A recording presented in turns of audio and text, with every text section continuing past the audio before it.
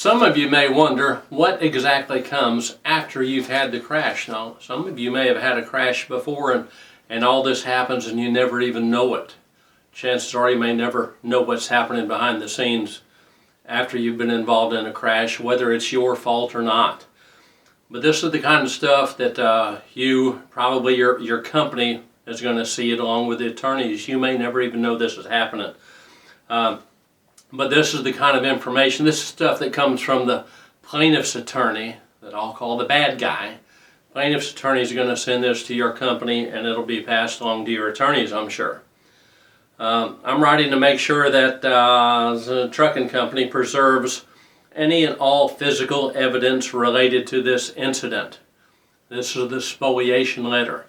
In other words, you're about to be sued by me, and all this information I want and the evidence, make sure you don't just accidentally delete any of it. Keep it all. You're being put on notice. We would like to schedule a time to have our experts examine the vehicle involved in this loss and are asking that the equipment is preserved until an inspection can take place. Now, sometimes an accident can happen and it involves your trailer and your truck is already going down the road for a few days after this happens.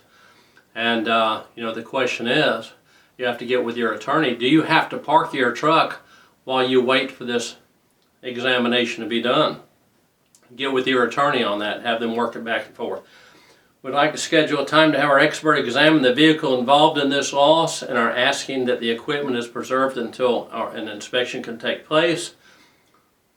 We also ask that any and all electronic data be made available for download by our expert at an agreed upon date and time.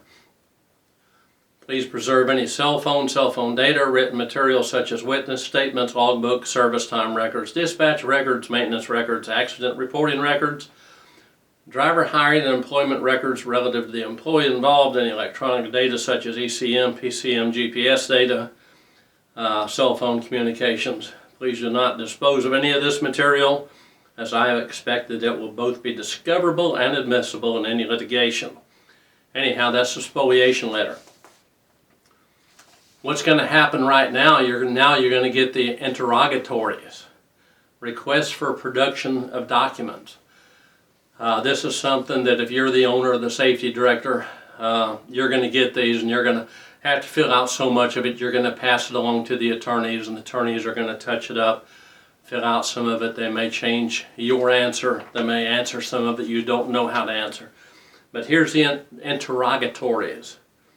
Documents regarding defendant driver. Here's something you have to keep or answer questions to. The entire personnel file of the defendant. The entire human resources file of the defendant. Defendant's employment application and any notes or documents regarding his or her interview for employment. The entire qualification file or any file regarding an investigation into the qualifications of the defendants before he was hired or retained. Oh, there's a lot more. Reports received or generated regarding defendant's safety record before he was hired. Records of training received by defendant during the hiring process or orientation process. Reports received or generated regarding defendant's safety record after the defendant was hired. Records of periodic training received after defendant was hired. Reports received or generated regarding defendant's criminal background check before he was hired. Reports received or generated regarding defendant's criminal background check after he was hired. There's still a lot more to go. Defendant's driving record secured by the defendant before he was hired. Defendant's driving record secured by this defendant at any time after he was hired. Any documents regarding defendant's employment history. Documentation regarding any contact with any prior employers or defendants prior to hiring the defendant. All medical documentation in your possession regarding the health of the defendant, including but not limited to any physicals, drug testing, vision testing, etc., or regarding the defendant's physical condition at any time while employed by this defendant. That is why a lot of people will not keep anything in the driver file other than the medical examiner's card that you're required to keep.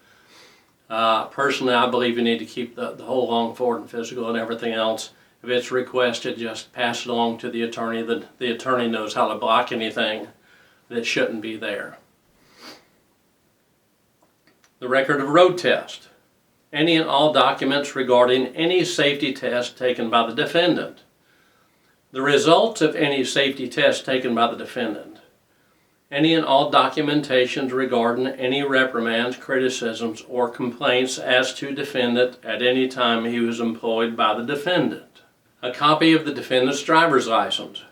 Documentations regarding the completion, attempts, or non-compliance of any driving programs attended by the defendant. The entire drug and alcohol file of the defendant, including but not limited to pre-employment, post-occurrence, random, reasonable suspicion, and return to duty drug and alcohol testing results. Any and all payroll and benefit records for the defendant. An entire safety performance file for the defendant. Any and all records of health insurance claims, disability claims, sickness, or doctor's excuses of the entire medical record chart of the defendant for the last 3 years prior to the occurrence. Again, this medical stuff, sometimes, a lot of times the attorney can, he'll squash some of that stuff that needs to be, if it's personal and not necessarily part of the case. All logs, official or unofficial, of the defendant for 6 months prior to and 30 days after the collision. Any and all safety audits of the defendant. Any and all federal occurrence reports filed by the defendant for the year 2024 for 3 years prior to the occurrence. All of the records of the defendant for the last 7 days prior to the occurrence and for the day of the occurrence, which documents you are required to retain under 49 CFR, subsequent DOT guidance, blah, blah. Bills of lading, carrier pros, paperwork, carrier's personal numbers. Freight bills, dispatch records, driver call-in records, gate receipt records, weigh scale tickets, fuel billing statements, toll receipts. I want you to think about this. Your company is having to gather all this stuff up.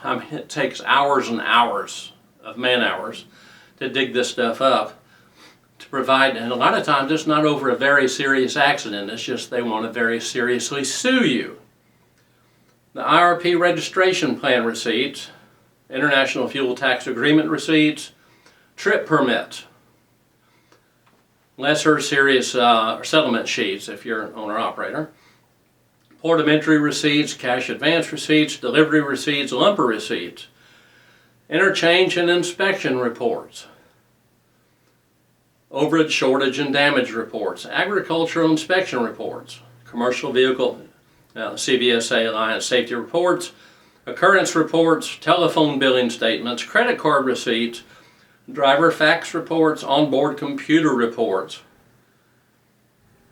border crossing reports, custom declaration, traffic citations, overweight oversized reports, citations, and any other documents directly related to the motor carrier's operation. Just a few more here. We're almost done. Any and all cellular telephone records, including bills of the defendant for the day of the occurrence and 7 days prior and 7 days after. Copies of any and all fuel tax reports of the defendant for the month of the occurrence, and all DOT inspection reports filed by the defendant for the year of the occurrence and 3 years prior. Please excuse Stella back there barking. Any and all long-form DOT physicals of the defendant. Again, if there's anything in there, the attorney can help squash that. A lot of this stuff is redundant, and then there are about 50 things in there that want information just like that about your tractor and your trailer, your equipment. So anyhow, if you're involved in an accident, sometimes it does not have to be a super major accident like you would think. Nowadays, everybody wants to sue, and this is the kind of information that your employer is going to have to get and fill out and provide and hand to an attorney, let the attorney work it over and send it back to the plaintiff's attorney, and that's before the whole lawsuit really gets started. So keep in mind there's a lot to it. If we're involved in accidents, the best thing is don't get involved in an accident. And if you are involved in an accident, make sure all this stuff that they have to fill out is going to come out in your favor.